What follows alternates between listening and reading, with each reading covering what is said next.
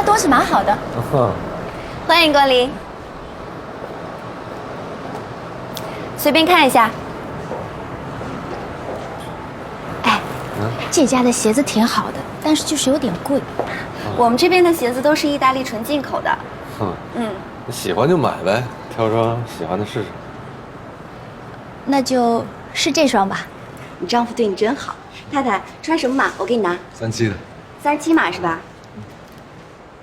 哦，这双是36码半的。好，37码在仓库，我让同事帮我拿一下，你稍微等一下啊。哎，太太，这双是37码的，要不然你先试一下，也是我们今年的主打款。反正等着也是等着嘛。哦，好的，那我先试一下啊。子君，51390，帮我拿一双37码，谢谢。好，马上。怎么样？要不就算了吧，我去别家看看。不是，别啊，太太，2分钟马上就拿过来了。要不然你把这一双都试一下吧，这双上脚特别舒服。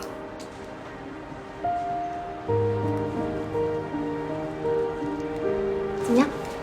我觉得这双挺好的，那双不要拿了。我觉得这双我还挺喜欢的。啊，行啊，子君不用拿了，客人不要了，谢谢。知道了。喜欢吗？我看这也挺好的，那就这双嘛。你不看电影吗？咱赶时间呢，是吧？对，要不就算了吧。那我觉得，不好意思，谢谢你，我去别家再看看。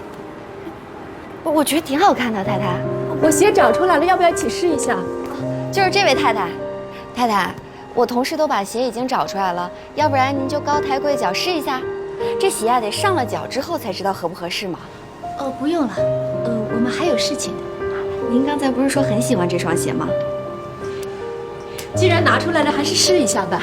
先生太太不用担心，每个号只有一双，保证不会撞鞋的。来，我给您试。不用了，那个就这双要了。太好了。那要不要看看还有没有其他喜欢的款式？可以办张 VIP 卡，一来照顾我们店里的生意，二来可以讨太太开心啊。那个把这个也包起来吧。你不是这个也喜欢吗？一起都要了。那太好了，来，您跟我结账。我来包鞋。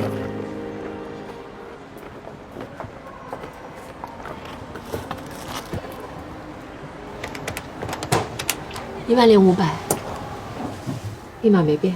没变。平儿呢？爷爷奶奶带他在家玩了，我把他们送去看电影，我就回去。麻烦你们了。签字。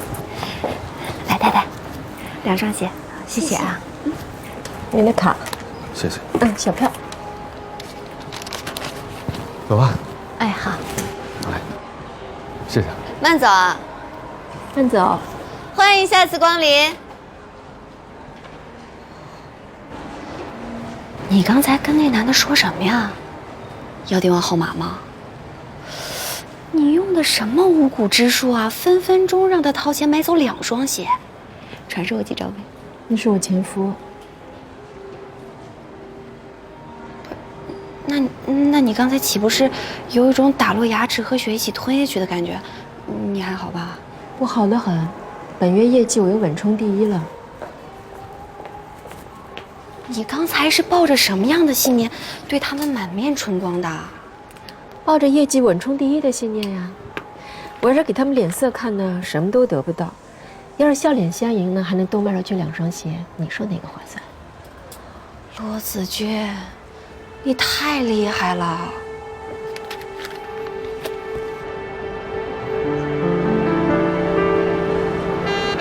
他在这儿卖鞋子，你知道吧？不知道。这么贵的鞋一下买2双，好像有点心疼哦。买都买了，吃点东西吧。然后你跟孩子看电影，我就先回家陪平儿弄。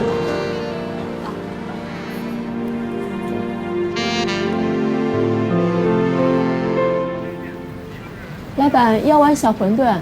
好的。阿姨，1碗小馄饨。好嘞。稍等。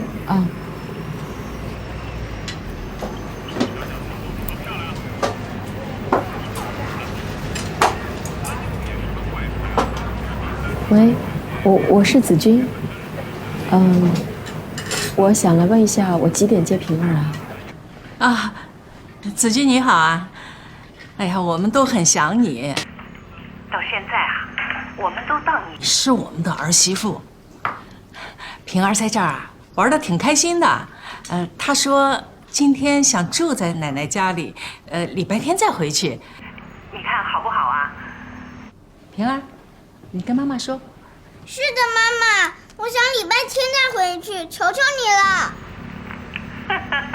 你看看平儿在这玩得好开心啊！子君啊，这样好不好？以后呢，周末的时候你就把平儿放在我们这儿，你也可以休息休息，这样轻松一点。你看好不好？好啊。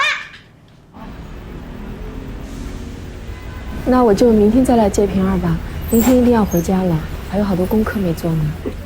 再见。来，您请。谢谢。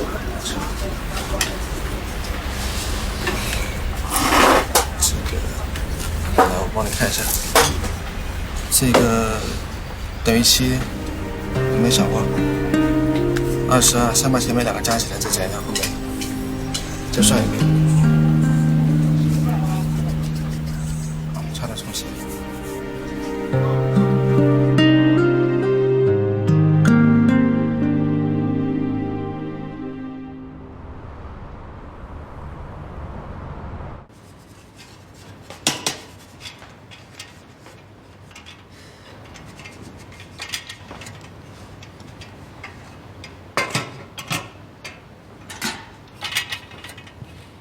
平儿不在家，难得清闲的晚上，却不自在，坐立难安。原来忙碌是一件好事情，手脚不停，便没有时间怀念过去或者担心未来。反倒是一停下来，这段时间没有来得及消化的情绪扑面而来。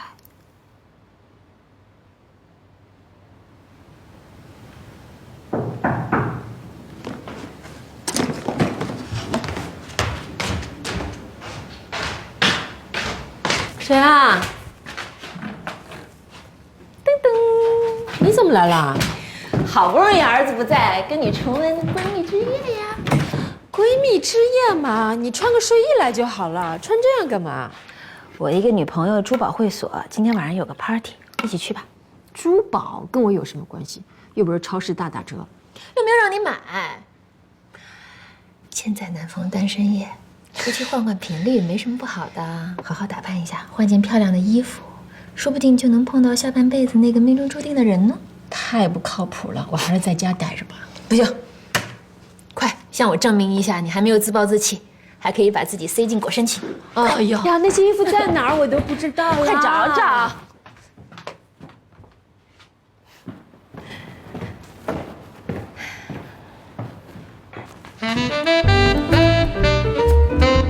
我以为再没有机会打扮成这样出门了。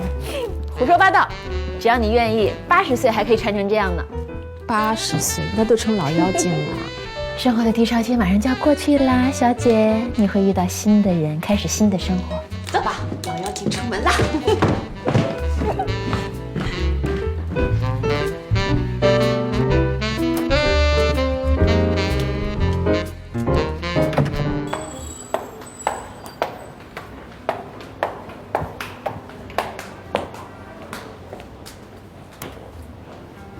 怎么了？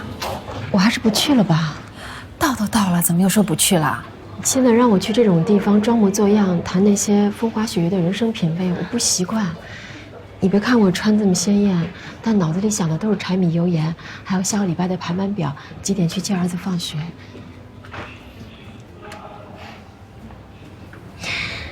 要不你进去玩，我走了，让你扫兴了。你好好玩啊，走吧。我说你去玩，我走了。我说我跟你一起走。你不进去了？你以为我真的那么喜欢进去跟他们聊什么风花雪月、人生品味啊？我就是想给你安排点节目，调剂一下你的苦恼人生。你要不想去，我当然不去。你真不去啊？不去了，咱们到对面吃点东西，然后回家睡一个养颜觉，养足精神，明天继续奋斗，好吧？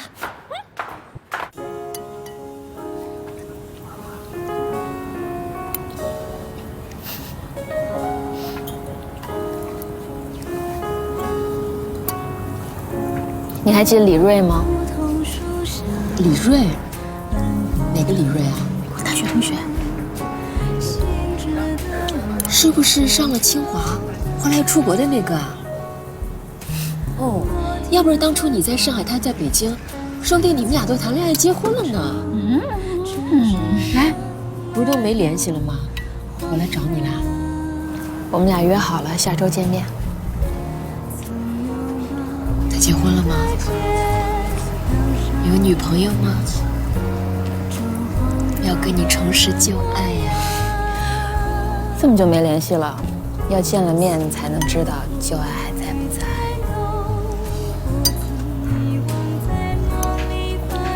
可汗呢？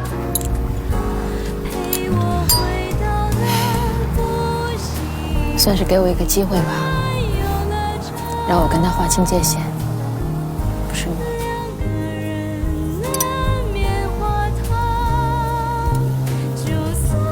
你呢？你就打算一个人这么卖鞋卖到老？我这个样子怎么找啊？万一再找个陈局士，怕什么？最坏也不过如此了。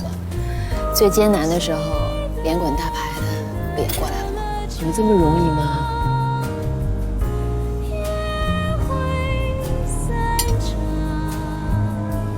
你有没有想过，未来这几十年要找个什么样的人，过什么样的日子？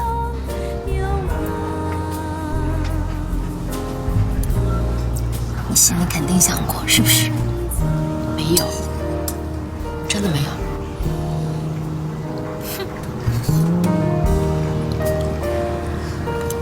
哼什么？你想过？我每天都在想，没有用啊。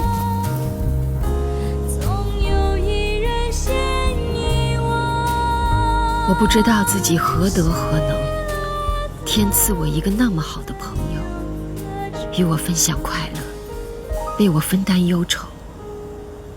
如果天底下还有几个人是我不能辜负的，那么唐晶必是最重要的那一个。但老天爷最喜欢的游戏便是考验你自以为最坚定的信念。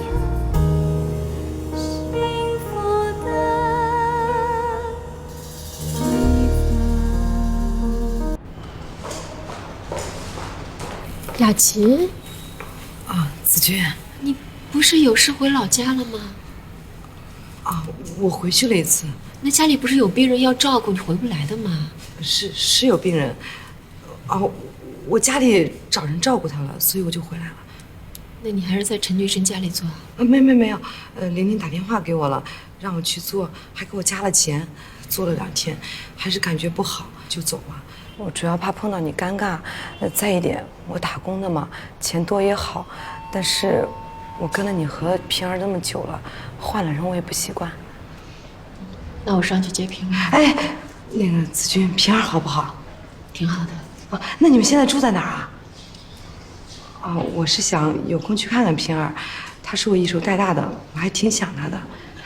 子君，我知道，在你们最需要帮助的时候，我走了是我不好，可是我家里有孩子有父母，我每个月还得寄钱回去。要是搁以前呢，我肯定不理解你。现在我自己也是个打工挣钱的，要是有别的老板钱多给一点，工作环境再好一点，劳动强度再小一点，我肯定是想也不想就跳槽走人的。子君，你真是跟以前不一样了。啊，那就行，那我有空去看看平儿。我看你也瘦了不少，你保重身体啊。我去接平儿了。哎。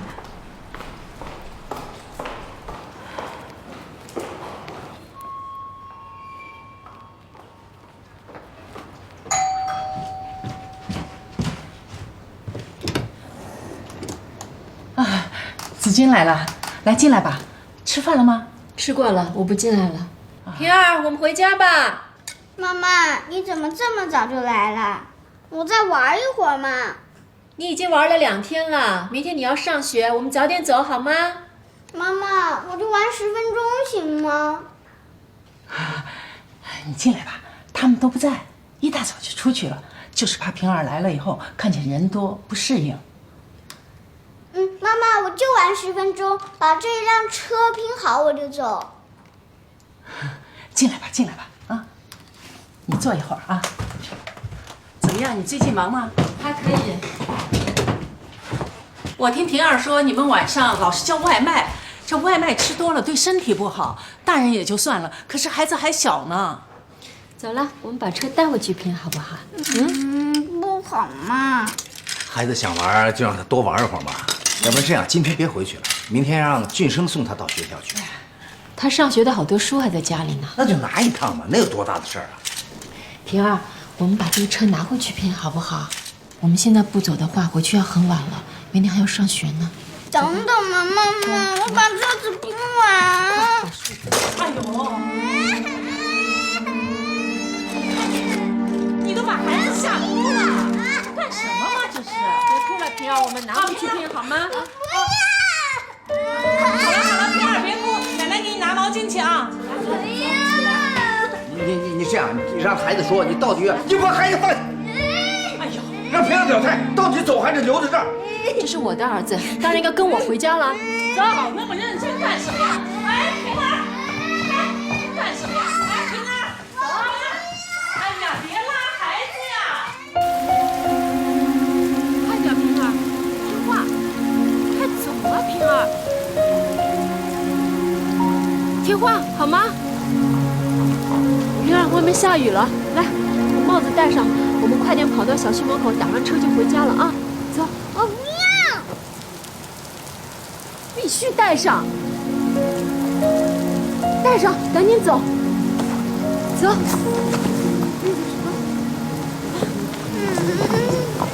快点。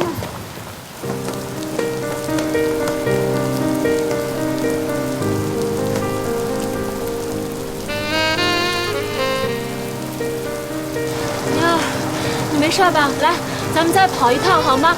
快点，跑到那个门口就可以打到车了，好吗？我不要。平儿，你乖啊！我们再跑一趟，跑到门口就可以打到车了，就可以赶快回去了，好吗？妈妈，我鞋湿了。妈妈知道鞋湿了，我们快点跑就可以快点回家，就可以换上干净的鞋了，好不好？走，不要，我鞋湿了，妈妈，我要回爸爸家。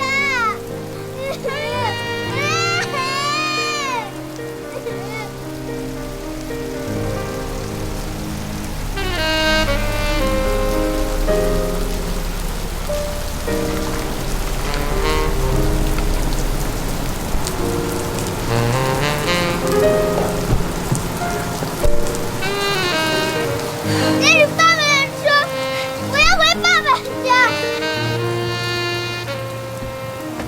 今儿玩的高兴吗？高兴啊！高兴以后咱北京一道玩啊！好。爸爸，爸爸。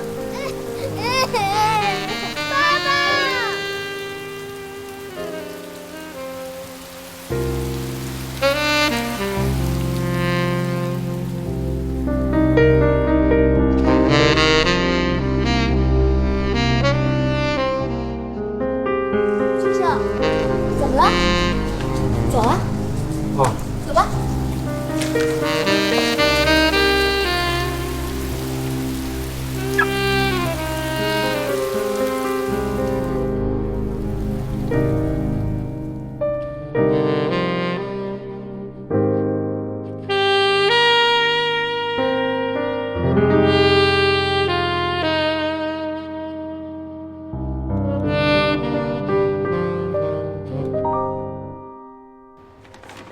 叔叔阿姨啊，这是我们逛街的时候给你们买的，你们看看喜不喜欢？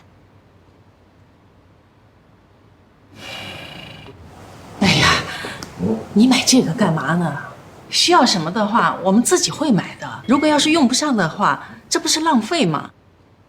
阿姨，这个鞋子您试试，走走看，特别舒服。我的鞋子很多的，这样吧，还是明天你把它退了吧。这个鞋子您还是试一下吧，如果你觉得不合适，我明天再退，好不好？是什么？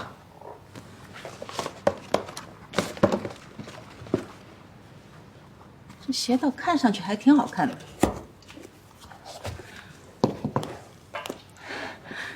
倒是还挺舒服的，还特别防滑呢。叔叔，这双是您的，男款的。我说俊生，这罗子君呐，你得好好沟通沟通。有他这么带孩子的吗？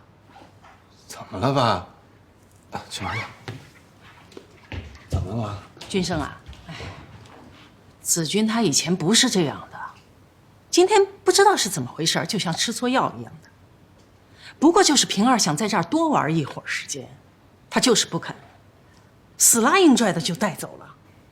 你说说看，我们两个还在呢，这要是他们两个自己在家里，还不知道他怎么凶呢。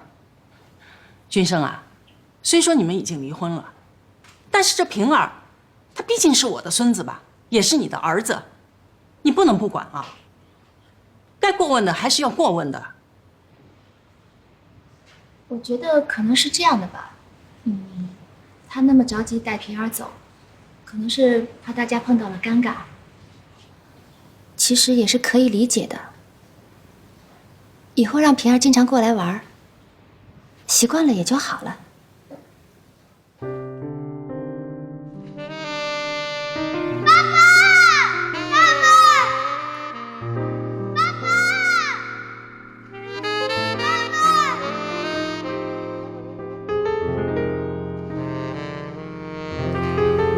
玲玲说的对，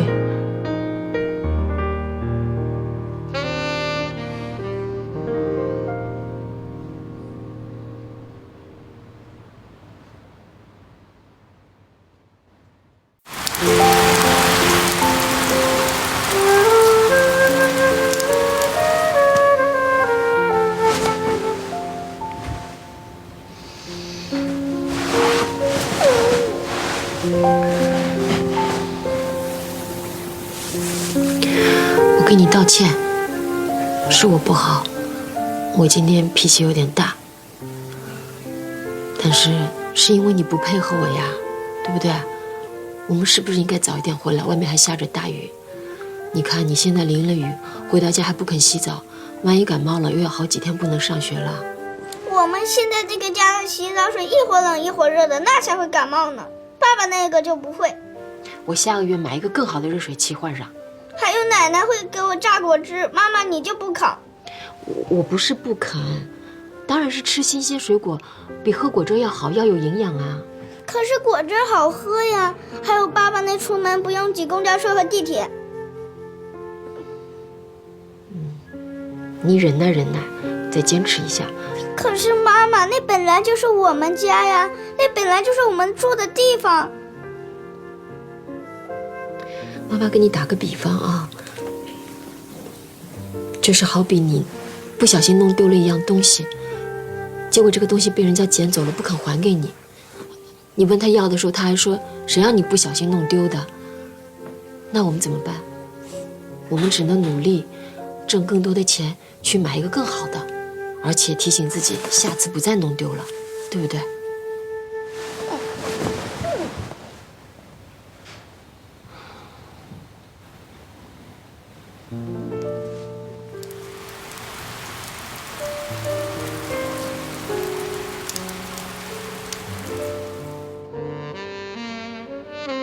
我跟这个人是相见好还是怀念好，这不重要。这个人是谁，甚至都不重要。重要的是，我要开始接受其他的人了。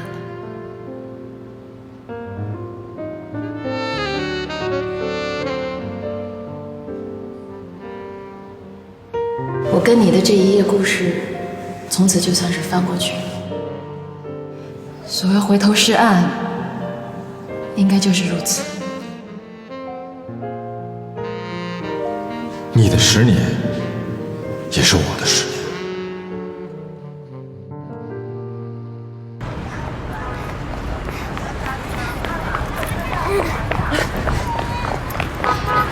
妈妈再见。再见啊。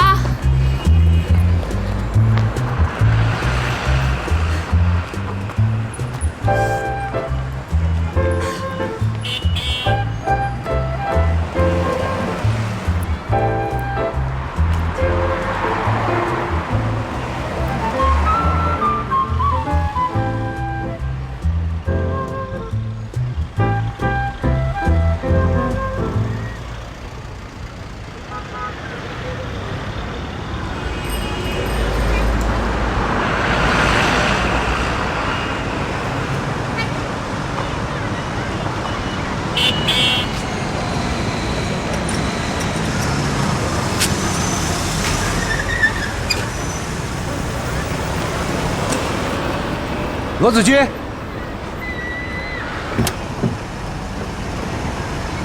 你好，罗子君，我是商场售后部的老金万全，你可能不认识我，但我知道你啊。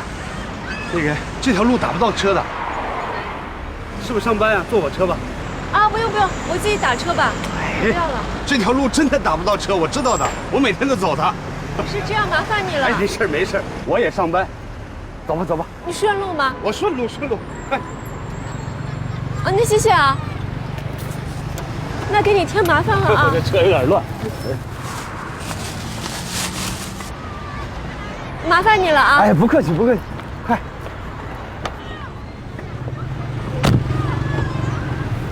我每天都走这条路。哦。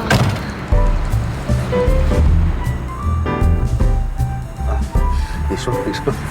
没有，我就是说，真没想到今天怎么会这么堵车的。哎，你家是住附近是吧？哦，是，我就住在后面。我有好几次啊，就碰见你在这等公交车，那没好意思跟你打招呼。孩子在这儿上学，每天呢先把他送过来，然后再坐公交车去上班。哦，那我们还真是同路啊。以后那就坐我车好了。哦，顺路吗？没有，不用。那个就是今天特别堵，平常没这样。我坐公交车是来得及的。是，其实我一个人也是开，你们两个坐我车也是开，咱们车上还能说话，是吧？你就不用挤公交车了，一举多得的事。还是不麻烦了。再说学校门口也不好停车，这么等来等去的，万一交警来了也不好办。要是碰上了，就坐啊，别客气，不坐白不坐。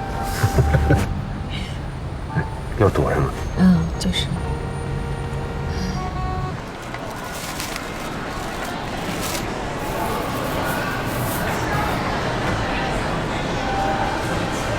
你好，您的打包好了，谢谢。谢谢，慢走。慢走。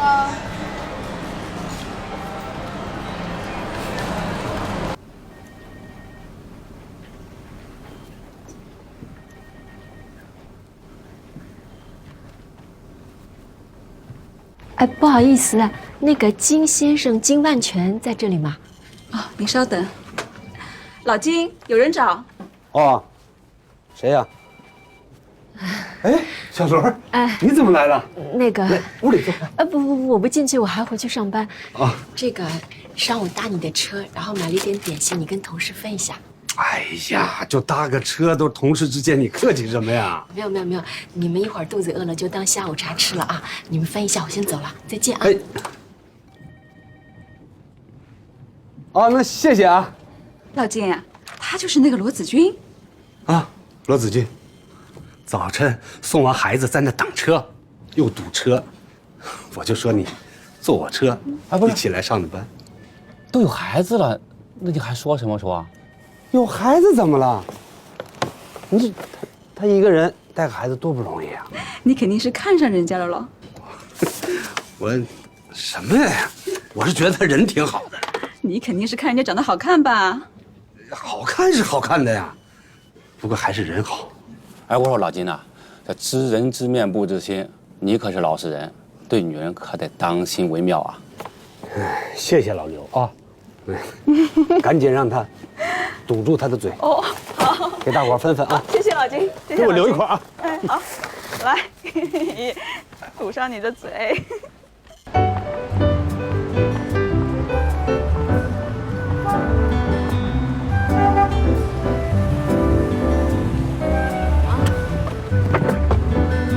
小罗，这么巧啊！下班了是吧？对，走吧，坐我车吧。不用了，我不赶时间，你走吧。哎，这会儿正好堵车呢，你是不是接孩子呀？对啊。哎呀，那就早点接回去吧，省得孩子在那儿等。不要。哎呀，别客气了，来。那我真是不好意思了。别嫌我车破就行啊。谢谢啊。哎，别客气，别客气。好嘞。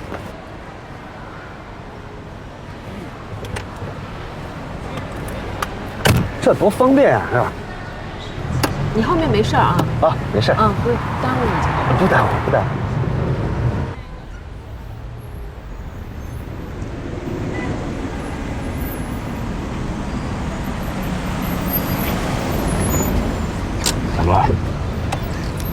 小罗，你就定定心心坐我车上下班，那蛋糕我也收了，以后啊千万别这么客气。我不能白坐你的车的。哎呀，你坐我车我也开这么远，你不坐我车我也开这距离，不坐白不坐。那要么这样好吗？你让我分担一点你的汽油费跟停车费嘛，这样嘛我心里也好过一点，这样你也省钱，我也方便，大家都有用，好吗？谈钱多没劲呀，我又不是开出租的。那我就不能坐你车了呀？哎，你请我吃饭，好吧？这扯平了吧？啊，行了行了，你别推辞了啊，就坐我车，就这么定了。行，谢谢啊。哎，那明天我学校门口接你。啊，好吧。慢点啊！再见啊！哎。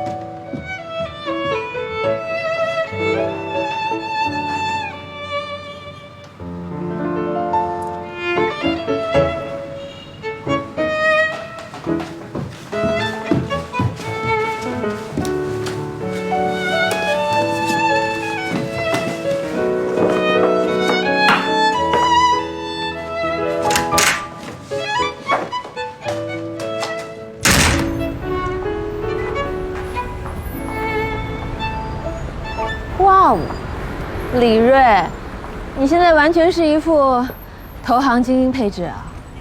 哪有？我是听说你已经是业界的领军人物了，所以我得搭配你的规格。我这是同学会规格。No problem， 下次我来搭配你同学会的规格。时间差不多了，走吧。走。谢谢。安全带。我自己来。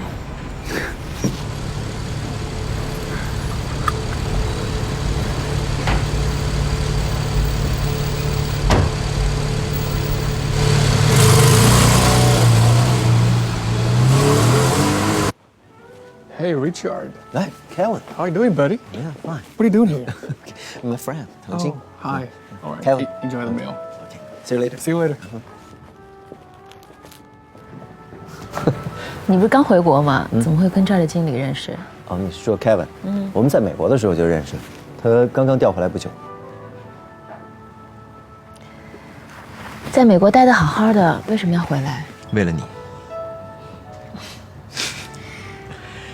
你要是不相信的话，就当做是为了我自己的事业吧。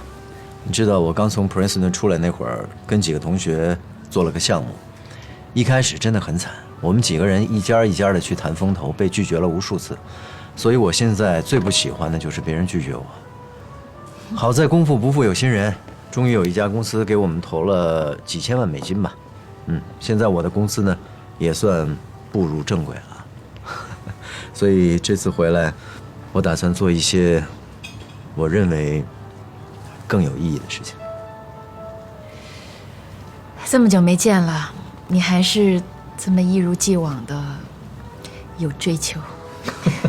有追求，你千万别以为我是工作狂。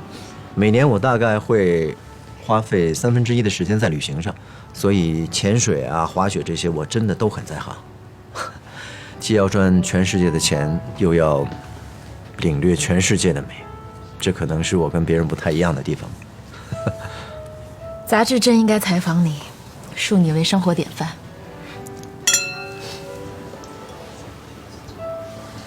还真的被你猜着了。上个月在巴黎，刚刚做过一个杂志的访问。我每年大概会去巴黎7、8次吧。不瞒你说啊，在巴黎我就算闭着眼睛都不会走丢的。上个月去巴黎的时候，特意给你买了一份礼物，不是什么贵重的东西，略表心意。这一点心意实在是太贵重了。咱们同学之间不用这么客气的，李瑞，你把它拿回去，这我肯定不会收的。我们这么久留着，送给需要你送的人吧。我们这么久没见，千万别跟我客气。我真的不是客气，我是真的用不着。咱们老同学在一块儿聊聊天、画画就已经感觉很好了，用不着这么贵重的东西来装点的。你忘了我跟你说的，我最不喜欢别人拒绝我。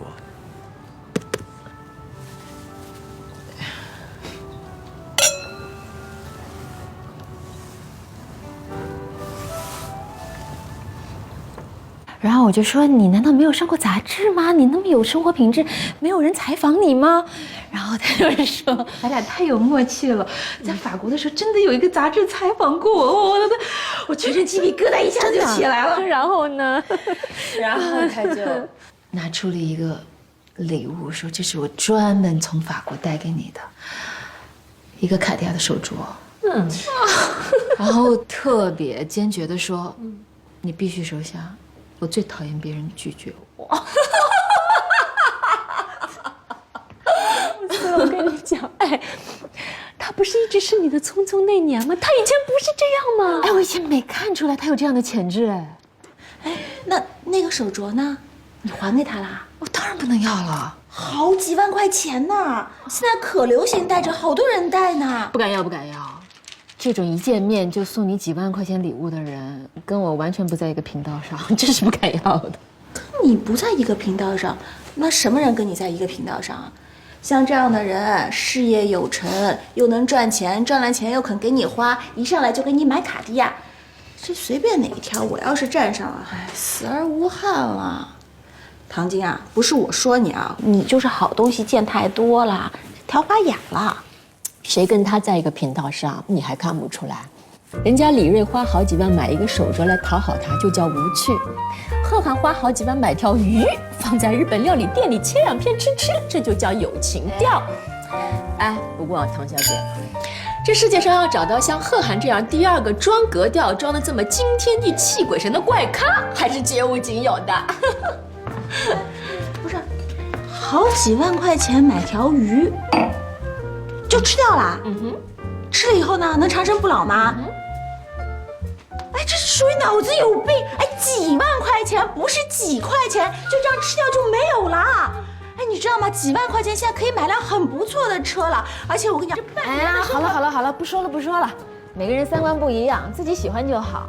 比如说你呀，你这么晚了还跑来给你姐、给你外甥包这么多馄饨，冻在冰箱里，这要是我看来，就直接去超市买速冻的就好了。自己包的好吃呀，超市的又贵又不好。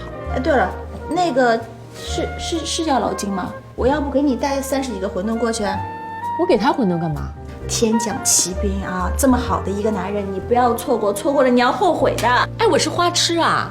我不就搭了人家一趟车吗？充其量说明人家是个好人，这也不代表人家就是单身离异求2婚，好不好？他是有老婆，他有病啊，求着每天送你上下班。那个30个还是50个呀？停！这个人好就要以身相许了吗？结婚又不像是买冰箱，静音节能空间大就能搬回家了。不是嘛，是中奖。你要真中了一冰箱，你不要啊？不要是傻瓜。就怕离了婚病急乱投医，生怕没有男人要自己了，生怕自己要孤独终老了。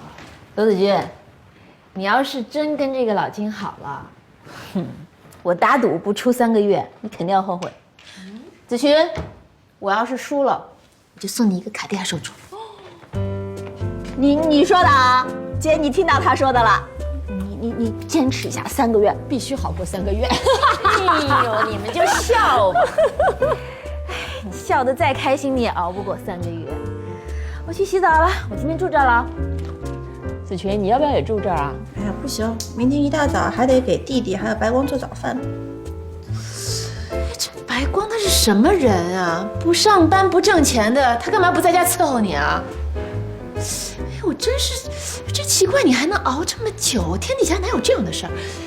是他长得帅吗？还是他有什么特异功能？哎呀，行了，你们俩别捣鼓了，你赶紧洗澡去吧。我们俩啊，互相理解不了对方，但是我这样的不是少数啊。得过且过吧，你不会懂的。你会懂的。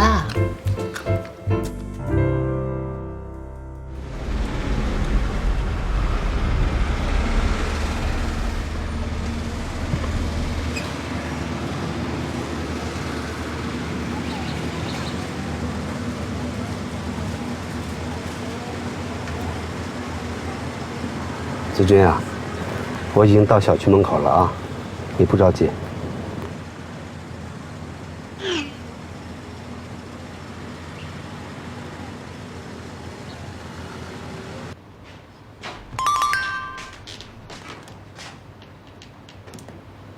君啊，我已经到小区门口了啊，你不着急。谁啊？老金。啊，他怎么会知道你住这儿？我昨天跟他聊起来说的。唉，完了，老超暴露了，以后每天上班的时候都会有专车接送喽。哎，你说我要不要给他点油钱啊？人家拼车不是都给油费的吗？傻呀，人家要的是你的钱吗？人家要的是你的人，好不好？哎，馄饨别忘了哦，不然子群的卡地亚手镯没了就要怪我喽。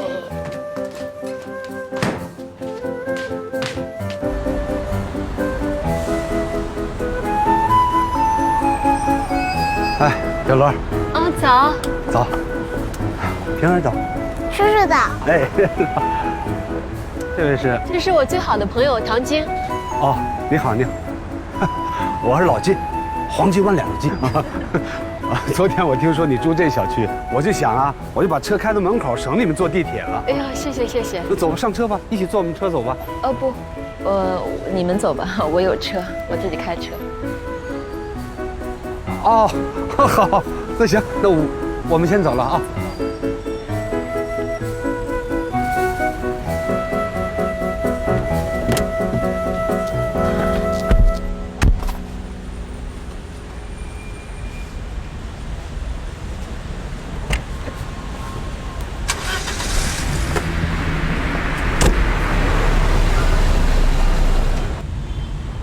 子君啊。啊。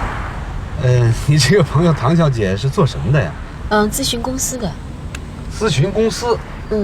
哎呀，那咨询什么呀？这么有钱，还开着宝马车啊？不是我们平常说的那种咨询，反正是那种，在最高级的外企里面的，就是在陆家嘴啊这种高档的办公区里面上班的。哦，是，那他跟你是怎么认识的？大学同学啊。哦，大学同学，那你们能保持这么多年的友谊，还真是不容易啊。我一看你这朋友都这么高大上，哎呀，我这心里还真的有点慌啊。像我们这小老百姓，这根本就接触不了这种精英阶层。我是不是说的有点多了？毕竟是你的朋友，没有，我这么评价不合适。我自己也知道，我跟他的差距也挺大的。没，我不是这个意思。哎，你们吃早饭了没有？我那个买了点东西，你们看看有什么能吃的。平儿，快。我们都吃过出来的。平儿，那有奶，你可以喝啊。哎，多喝点啊，对身体好。我要带到学校去喝。好的。都拿着吧。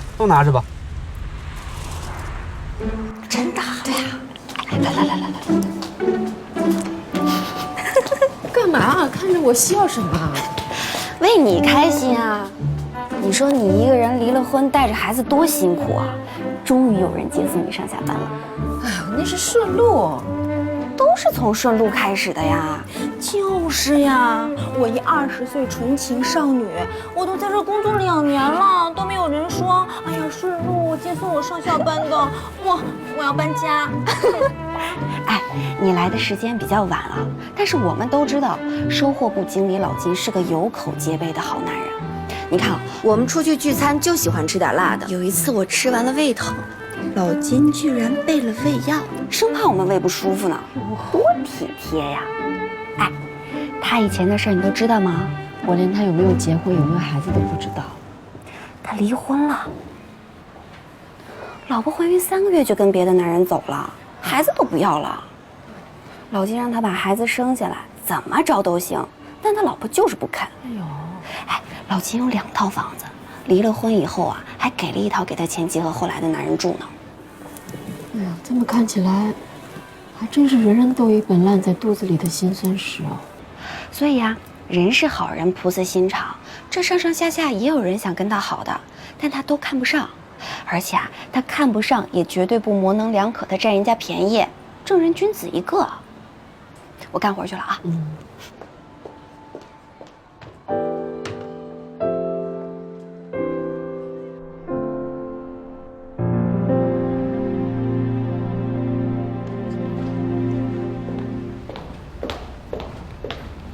哎，贺涵呢？办公室呢？他让你在门口等我的。没有，我自己想跟你聊几句。问吧。周末子君把平儿从我这儿接回去的时候，我爸妈说他们闹得好像有点不愉快，我不知道他跟你说没说什么。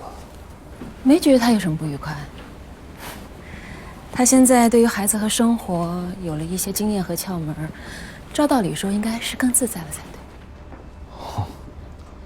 你也别觉得你离开了他，他的生活从此就一片灰暗了，自然会有人把他当宝贝。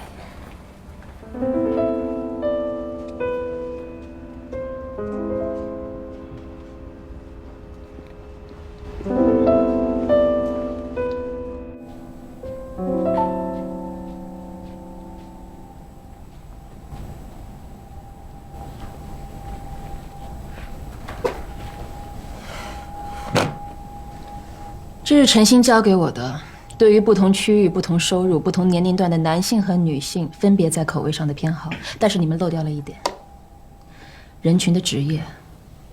其实当零食不再是为了奠基，而是为了休闲，那么使用的 occasion 就非常重要。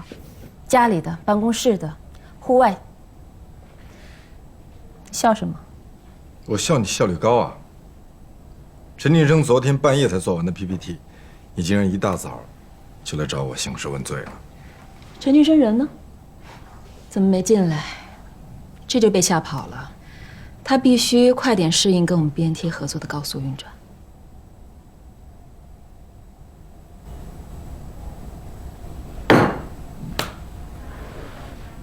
你昨天晚上不是约会去了吗？是啊，工作约会2不误。普林斯顿高材生怎么样？很好啊，特别的成功人士的样子。当然，最重要的是够单纯、够坦率。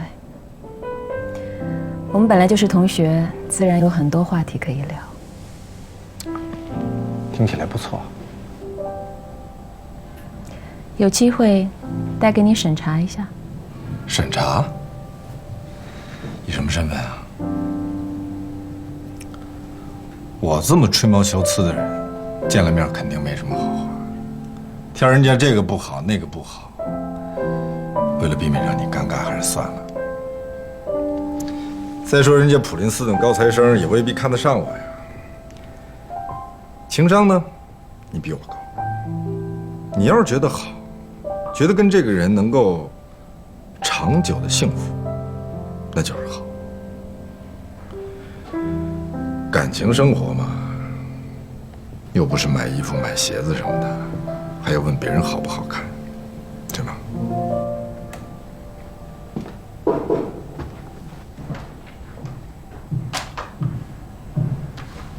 这是什么？你昨天晚上连夜找到了问题，我们连夜修正了问题。昨天晚上我发给你的同时，也发给了贺涵，啊，他给我打电话让我立刻到公司，我们一起工作到了1个小时前。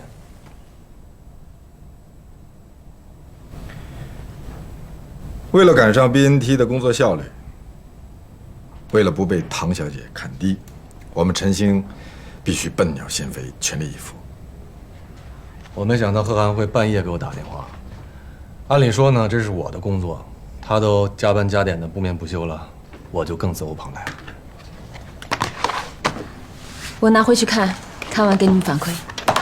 随时恭候。你确实让我对你有点刮目相看，希望以后也不会懈怠。随时恭候。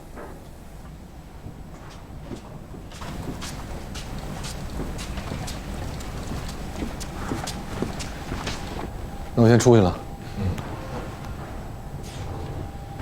哎，俊章，公司这次做活动剩下那么多玩具，让小孩子过来挑一点喜欢的拿走啊。2个都是男孩子，他们一定会喜欢这些东西的。行，那明天我接嘉欣过来挑，那今天可能不行了。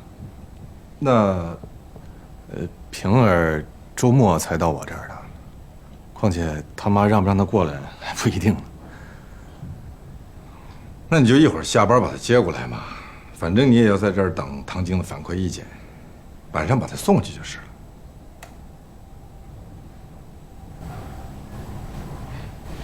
其实我倒是觉得呀，相比琳琳的儿子，可能平儿更需要这些玩具，或者说更需要你带他来，和你一起挑选喜欢的玩具。我都懂，但是今天4点半还有个会，散会都得8、9点了吧？那要不这样，如果可以的话，我去帮你把你儿子接过来，你陪他挑好选好，然后把他送回去。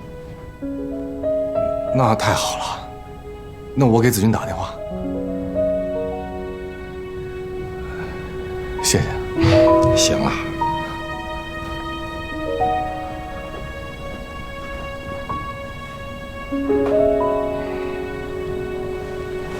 你又要减肥啊？天天加班，吃完饭都几点了？喝个养乐多去去油，要不然这肉可都长身上了。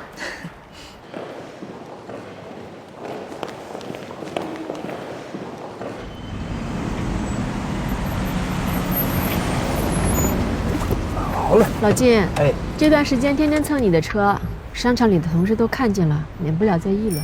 哎，议论就让他们议论去呗，你可千万别因为这个就不坐我车了啊！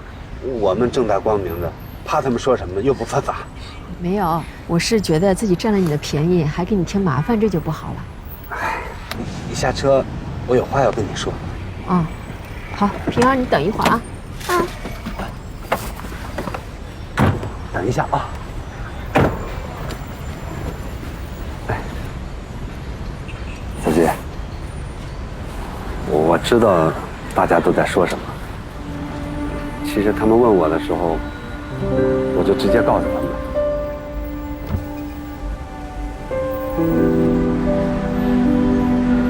我喜欢你。我觉得这没什么不好承认的。其实你刚来店里，我就注意到你。我几年前离婚的情况大家都知道。其实我一直没在想着谈婚论嫁的事儿，是因为朋友也有介绍的，我也看了几个平时玩的不错的，但是我始终没有下决心再走进婚姻。自从遇到你，真的，从我看到你第一眼，虽然我们不认识，但是我就觉得你跟他们不一样。我希望我这么说没吓到你吧？我知道，你也离婚不久，可能也没准备好再找个什么人。不过这样，就算我先排个队，我都不知道该说什么。你如果想找一个好人过日子，你就考验我一下，看我老金行不行？谢谢啊，老金，谢谢你这么看得起我。我何止是看得起啊，我这是心里话。啊，你别有心理压力啊，你也不用马上答复我，你该坐我车还坐我车，我每天肯定按时2点来接你。如果有一天有人愿意接送你，你也愿意让别人接送，那我就懂了。谢谢老金，那我们明天见。哎，明天见。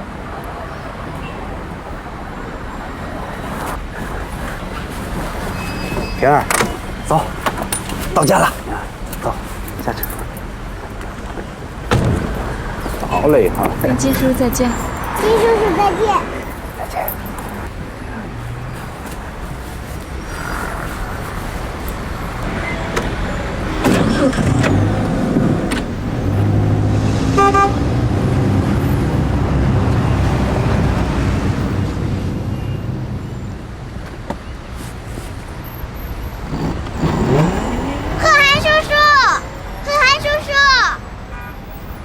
陈俊生不是说6点才来接平儿去公司吗？是啊，但是我想早一点过来接她，这样平儿能挑到自己喜欢的玩具。但是没想到，我同事啊。脸红什么呀？你现在是单身，虽然离了婚带着孩子，但是还是会有各种各样的男人因为各种各样的理由来追你，这是很正常的事情。但是相比你第一次恋爱结婚，你这次应该更清楚了解自己想要交往的对象是什么样子的人。他现在生活的样子，就是你未来生活的样子，基本上是。我不知道未来的生活是什么样子，我现在的精力只顾得上这一天的生活。今天的销售额是多少？晚上做什么给平儿吃？还有陈俊生的抚养费有没有到账？到账了以后该添置点什么？那就是你还没有遇到那个人，遇到了你自然就会知道。走了，平儿。好好玩啊！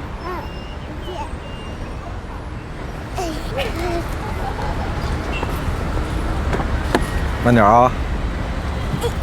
来，叔叔把安全带给你系上。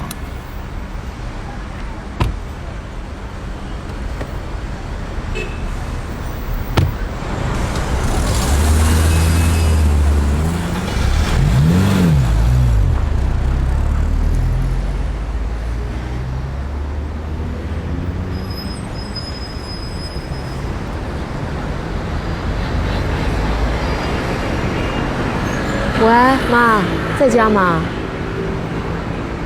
那我过来一趟。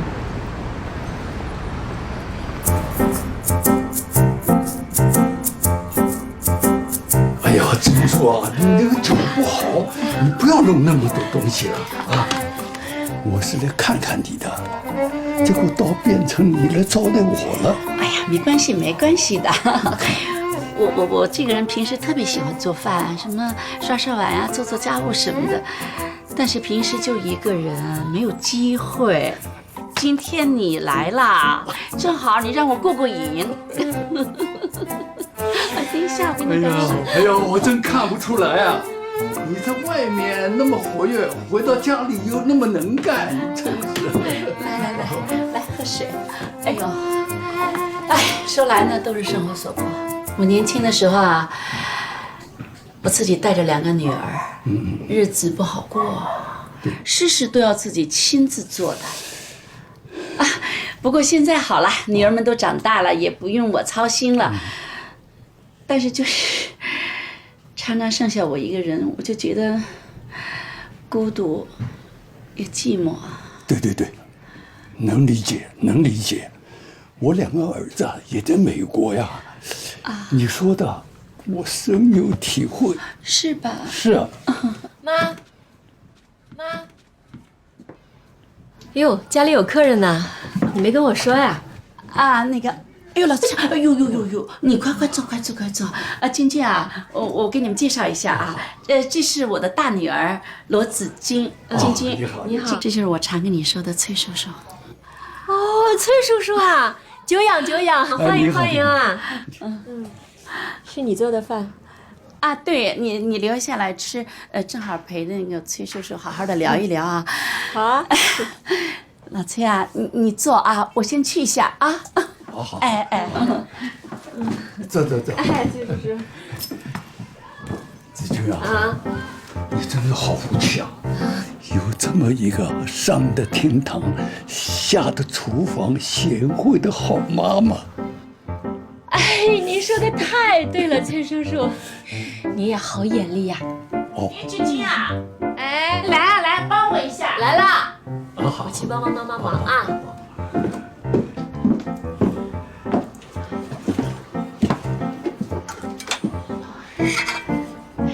你不是平时最讨厌做饭呐、洗碗啊什么的啊？我现在突然喜欢了，不行。新买的，你当人家傻呀？看不出来。你管他们多干什么，又不要你掏钱。妈妈求你啊，你一会儿给妈妈长长脸，多说两句好话。给你崔叔叔八字有一撇的时候，我让他给你和子群介绍年轻的归国华侨啊。没这个爱好，自己留着吧。子群都跟我讲了。讲什么？老金呐、哎，你听我给你讲啊，老金条件虽然不是最好的，但是他对你好。第二呢，还能够满足你现在的基本生活，是吧？所以就凭这2点，我觉得作为备选，骑着驴找马，进可攻，退可守。崔叔叔啊，哎，我妈有没有跟你说，她平常最爱看的书是《孙子兵法》呀？《孙子兵法》那个，你不要听他瞎讲了。是的，我是挺喜欢看书的，但是不光《孙子兵法》，我喜欢看各种杂书的。我给罗子君打个电话，看看他要不要来吃饭。